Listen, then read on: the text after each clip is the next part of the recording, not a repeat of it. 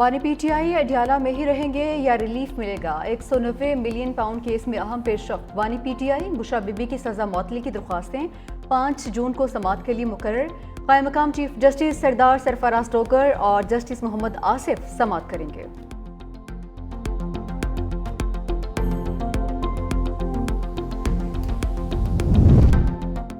Chief justice Yahya Afridi की ज़ेर सदारत कानून और इंसाफ कमीशन का इजलास। कानूनी इस्तेहाद के लिए एडवाइजरी कमेटी तश्कील।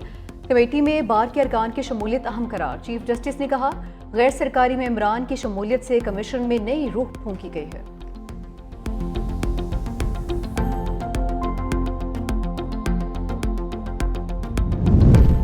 भारत की धुलाई देखकर मजा आ गया था। जंग जारी रहती तो भारत का वजूद सफ़ा हस्ती से मिट जाता। सीनियर वज़ीर सिंध शजील मेमन का तकरीब से खिताब। कहा कि एटमी ताकत होने की वजह से दुश्मन पाकिस्तान के नाम से भी कामता है।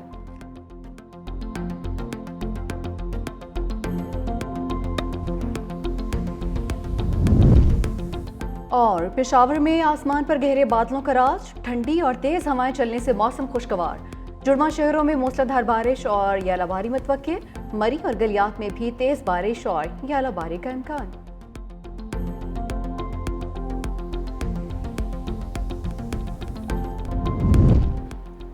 भारत की तारीखी पसपाई पर फ्रांस भी शर्मिंदा। मोदी सरकार से जवाब मांग लिया। फ्रांसीसी फौज के तर्जुमान ने कहा, पाक भारत जंग के हवाले से गैर यकीनी सूरत हाल में है। कोई शक नहीं कि बहुत से इल्जामात हैं जिनको दोहराना नहीं चाहते। राफेल का मामला फ्रांस के लिए बहुत अहम है और इस हवाले से भारत से राबता कर रहे हैं। अगर वाकई राफेल तैयारे मार गिराए हैं तो ये दहाइयों की ऑपरेशनल सर्विस का पहला वाकया होगा।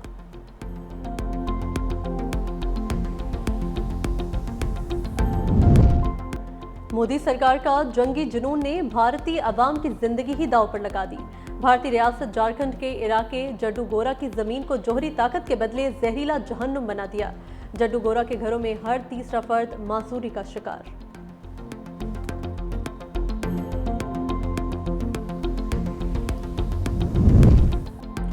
पाकिस्तान ने एक बार फिर गजा के मजलूम फलस्तीनियों के लिए आवाज उठा दी।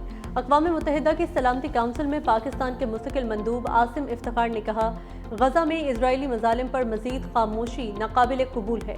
इजराइल जानबूझकर गजा को तबाह कर रहा है। सलामती काउंसिल को अमली इक़दाम करने के लिए और कितने मजालिम दरकार होंगे?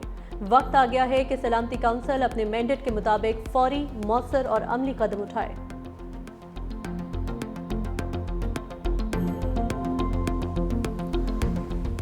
ईद उल अजहा की आमद शहर शहर मवेशी मंडियां सज गईं। कराची के नॉर्थन बाईपास मवेशी मंडी में सिब्बी नस्ल के 30 और 27 मन वजनी बैलों की धूम।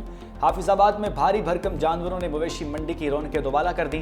मंडी में लाए गए 7 फुट कद वाले ऑस्ट्रेलियन बैल शहरियों की तवज्जो का मरकज बन गए।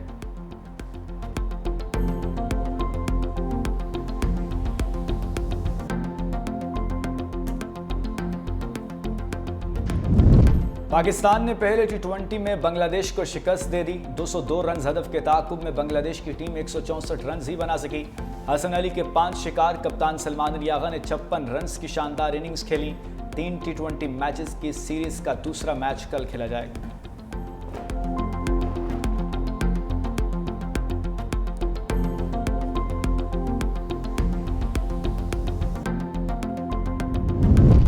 चेयरमैन पीसीबी से कौमी क्रिकेट टीम की टॉप स्पिनर सादिया इकबाल की मुलाकात। मोहसिन नकवी की आईसीसी टी20 बॉलिंग रैंकिंग में पहली पोजीशन हासिल करने पर मुबारकबाद। वर्ल्ड नंबर 1 बॉलर की शर्ट भी दी। सादिया इकबाल का एजाज पाकिस्तान के लिए बाइस से फख्र है। आप पाकिस्तान वुमेन्स क्रिकेट की स्टार हैं।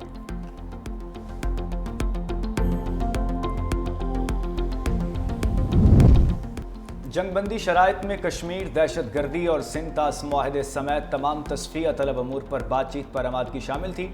तवक्को है अमरीका अपना किरदार अदा करेगा। अमरीका में पाकिस्तानी सफ़ीर रिजवान सईद शेख की मीडिया से गुफ्तगू। कहा, भारत के जारहाना बयानात से जंगबंदी बरकरार रहने पर सवालात उठ रहे हैं। कश्मीर बारे अक़वाम मुत्तहिदा की करारदादों पर अमल की राह में भारत सबसे बड़ी रुकावट है।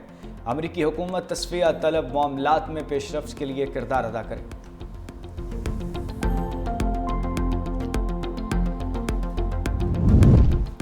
पाकिस्तानी बयानियां उजागर करने का मिशन, सिफारती मुहाज पर सरगर्मियां तेज। बिलावल भुट्टो जरदारी की क़यादत में पार्लिमानी वफ्द कल अमरीका रवाना होगा।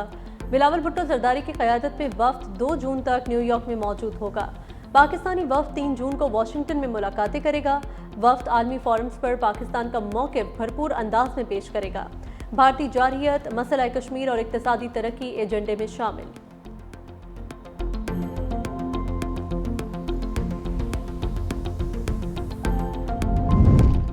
बानी पीटीआई पाकिस्तान की खातिर कुछ लो कुछ दो की पॉलिसी के तहत बात करने के लिए तैयार हैं।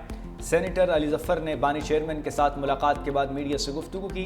बताया, बानी ने कहा कि मेरे दरवाजे एस्टेब्लिशमेंट के बातचीत के लिए खुले हैं। पाकिस्तान में इत्तेहाद की खातिर किसी भी वक्त मुज़ाकरात के लिए तैयार हूँ। मैं सिर्फ इंसाफ चाहता हूँ, मेरे केसेस जल्द से जल्द सुने जाएं।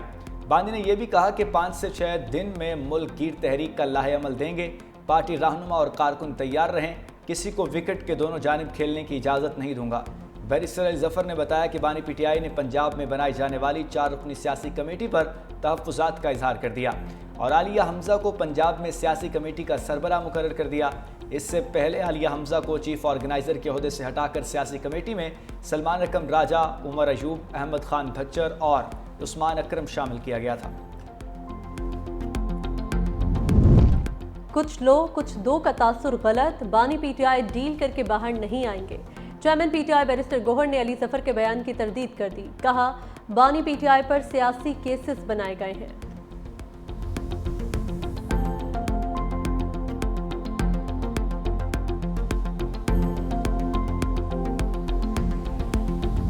हमारी फौज ने भारत को जैसे धोया, ऐसा तारीखी दिन भूल नहीं सकते।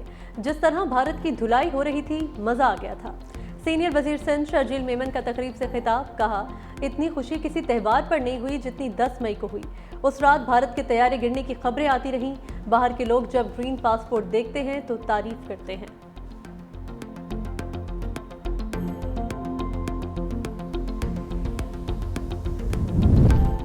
वफाकी वज़ीर बराए मैरीटाइम अफेयर्स जुनैद अनवर की ज़ेर सदारत अहम इजलास।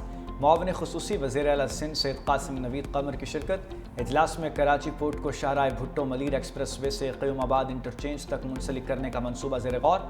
सैयद कासिम नवीद कमर ने कहा, मनसूबे से कराची पोर्ट तक हैवी ट्रैफिक की आमदोरफ्त में आसानी होगी। वफाकी वज़ीर जुनैद अनवर चौधरी ने मनसूबे को सराहा।